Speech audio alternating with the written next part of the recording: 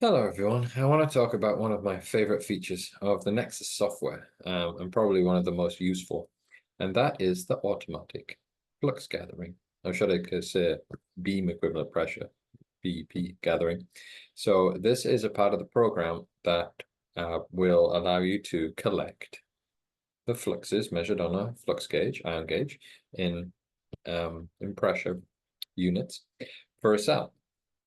And it works like this. So you basically use it in a little block of code in the recipe editor. So this is where you would grow your samples in the recipes. So here we ramp the gallium cell, ramp gallium to 1,000 degrees at 1 degree per second. And then in the next line, we wait for that ramp to end. So depending on where it's starting from, that's going to take a certain amount of time. If it starts at 400 degrees, then that's going to take 10 minutes to ramp up. So it keeps checking and waits for that to end, and then it waits another 5 minutes here, 300 seconds just for the cell to equilibrate. And then it's going to do the BEP measurement, the beam equivalent pressure measurement for the gallium. So it's going to do it on the gallium, and it does a few things, actually.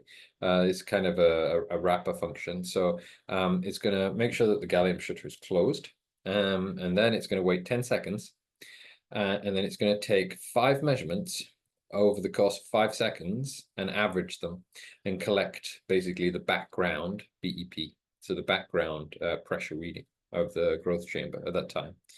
And then it's going to open the shutter and wait 10 seconds again. And then it's going to do another round of 5 samples with 5 seconds in between and take down the gallium BEP measured from the cell.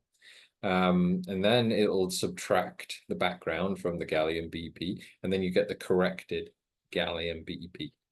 And then it saves all this in the program. So if you wanted to basically,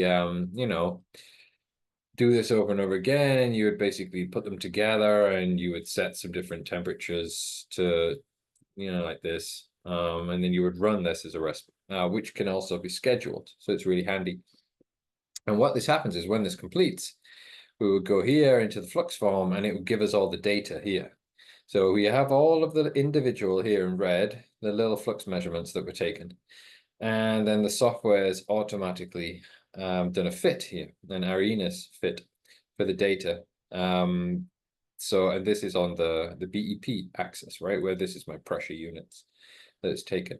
And then I need one more piece of critical information, which is how does the BEP, right, which is in pressure units, how does that refer to a flux that is impinging on the sample in atoms per nanometer squared per second, right? And you do that with a growth rate calibration. You can do it with an in situ one like read, or you can do it with an ex situ one like XID or SEM or something, but you need to get that growth rate calibration. And once you've done it, you can enter the value into the software and it'll map each point to a flux point, because then they're 1 for 1. And here we have all of the individual flux points that corresponded to these BEP pressure points. And they're all in gray here. And again, the software has put in a fit for the data, and now it's referenced to this axis. Okay, so this is how you use the BEP feature. And once you've got this data, right, so you've got the BEP, you've got the flux, you can have the growth rate as well here. It gives me the growth rate corrected. So depending on the substrate I'm growing on. Once you've got this data, you can do so much in the software.